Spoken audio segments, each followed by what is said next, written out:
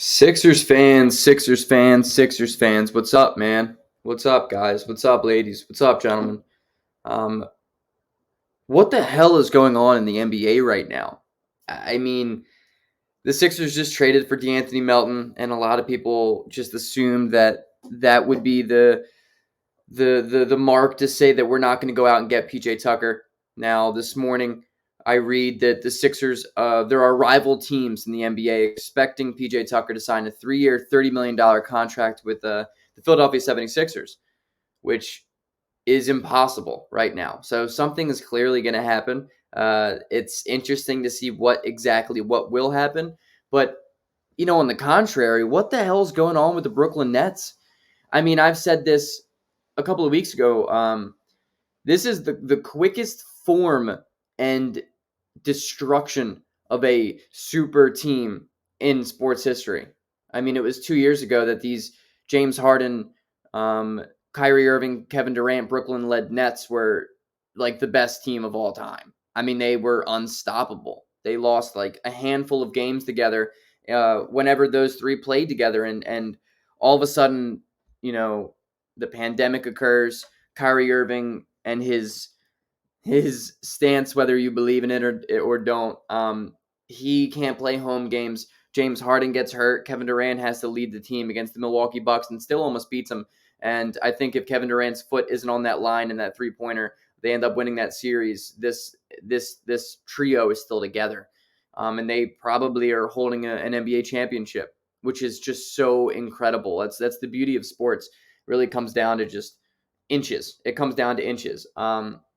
And now all of a sudden, I read this morning, Kyrie Irving is willing to sign a 1-year mid-level exception contract worth $6 million to play for the Los Angeles Lakers next year, which would be so insane. I mean, I don't think you guys realize how asinine that truly is. That man has been making 30 plus, 40 plus million dollars over the better half of his career now, and for him in his prime to take a $40 million pay cut for a 1-year deal with the Lakers goes to show how bad he doesn't want to be in Brooklyn anymore. It's wild. And Brian Windhorst comes out this morning as of Monday the 27th saying that he expects Kevin Durant and Kyrie Irving to be moved at some point at the end of this week, which is so crazy. I don't believe this. It's the beauty of Ben Simmons coming to a team. Everyone else is like, all right, F this, I'm out of here. It's wild. I can't even fathom what's going on right now in Brooklyn. For living in Brooklyn, I don't think I've ever met a Nets fan, which is hilarious.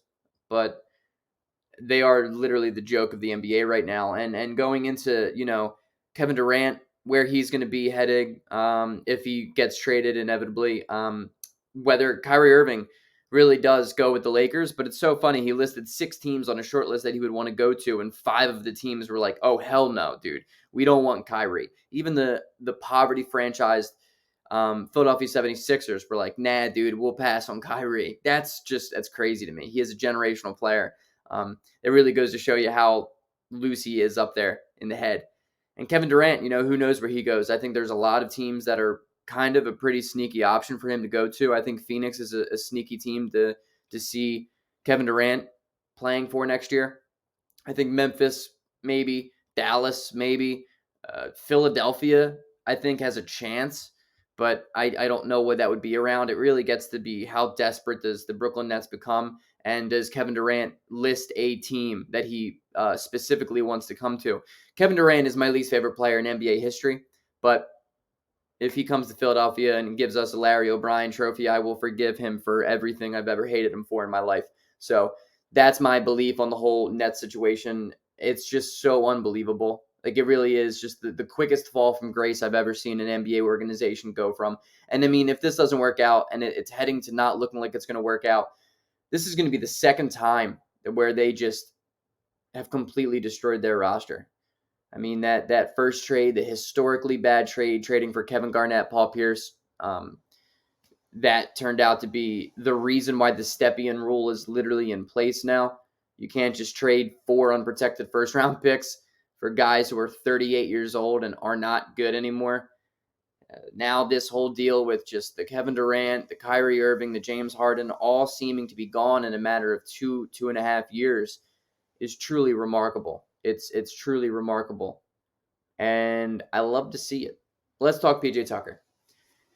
So obviously we go out and get D'Anthony Melton. He's making around $8 million a year, and the Sixers are already kind of in the hard cap situation anyway. We don't really have the ability to go out and get dudes for the higher level exception, a guy worth $10 million, unless we go out and make a move. And so P.J. Tucker is still expected to sign with the Sixers for 3 years, $30 million. I want to talk about if it is worth that contract. Is P.J. Tucker still worth a 10-year or a $10 million a year type of contract?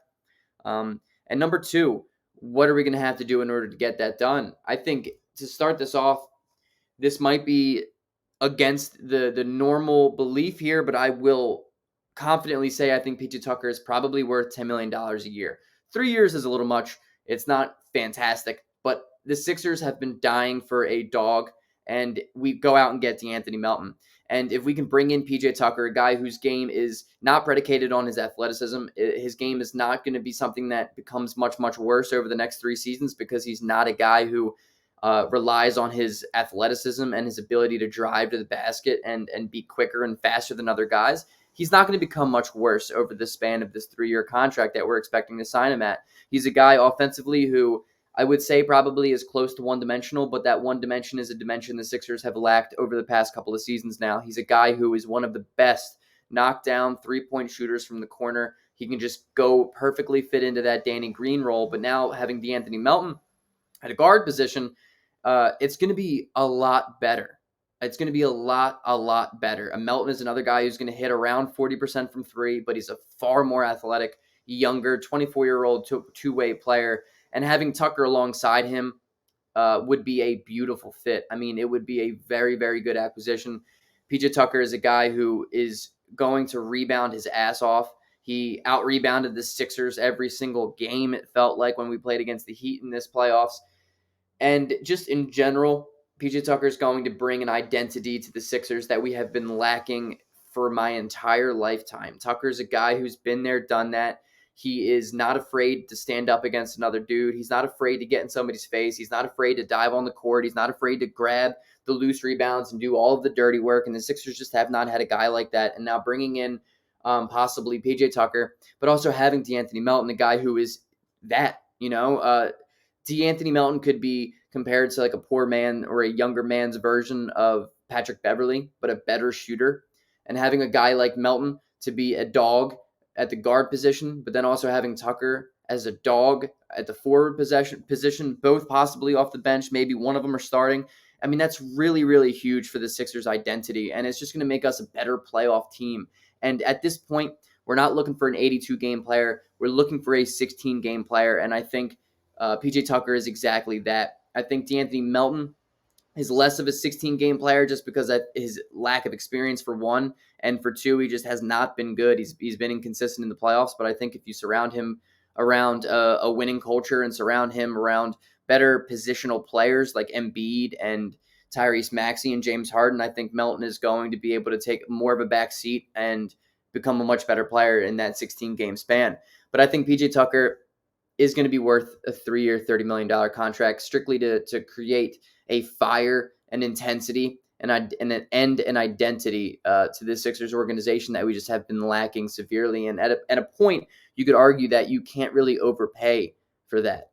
You can't overpay for a mentality switch. You can't overpay for a culture change. And Tucker is a guy who has been on an incredible high number amount of high culture organizations. He's been a part of some really, really good teams that are very cohesive and are very winning mentality. And I think Tucker can bring that over and teach a lot of the young guys. I mean, worst case scenario, he's going to play like Danny Green has been in the last 3 years. And Danny Green, believe it or not, guys, was awesome.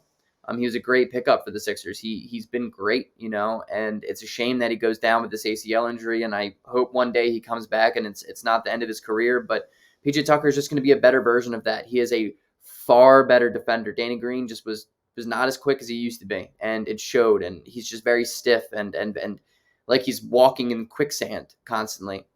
PJ Tucker is a guy who is a dog defensively. He's gonna fight for every single opportunity that the Sixers need him to, and I really don't think you can overpay for that. Now, to get to number two, what would the Sixers have to give up? I've read that we have to clear at least $11 million in cap space in order to sign PJ Tucker to this deal, and that is a very awkward number. I say that because outside of D'Anthony Melton, who's making around $8.5 million, the next guy up is Furkan Korkmaz at $5, which is a weird number. You can't just trade Furkan at $5 million a year for nothing, not even a player. You could literally ship Korkmaz to like the Thunder for just a third, 15th round pick, and we would still need to clear more cap space. What's going to happen after Korkmaz is then there's Matisse Thybulle, who's making around $4.3 million. Still not enough. That means, again, if we trade Korkmaz and Matisse Thybulle for literally nothing, it's still not enough to clear cap space enough to sign PJ Tucker, which leads to the Tobias Harris trade. As I have said from the beginning of the last end of the season to the beginning of the offseason, to every podcast that me and Romp have done together over the span of this offseason, Tobias Harris is gone. Tobias Harris is making $37 million, and I think it's at that point now where Daryl Morey realizes in order to progress this team along and build on this team and create a culture and bring in guys that are going to make this Sixers team better, Tobias Harris has to go 100,000%. It's going to free up so much cap space, even if we just decide to bring nothing back. The fact that we would send a $37.6 million contract that's still on the books for another year after this elsewhere in order for some cap relief would be a massive. And I truly believe the only way the Sixers can bring in PJ Tucker, and since we're so expected to sign him, the only way we can bring him in is if we trade Tobias Harris, and that's going to be my next video. Tobias Harris is gone, guys. Something's going to happen. I'm going to start cooking up some Tobias Harris trades, and we're going to get into it. We're going to talk about it. Until next time, guys. Peace.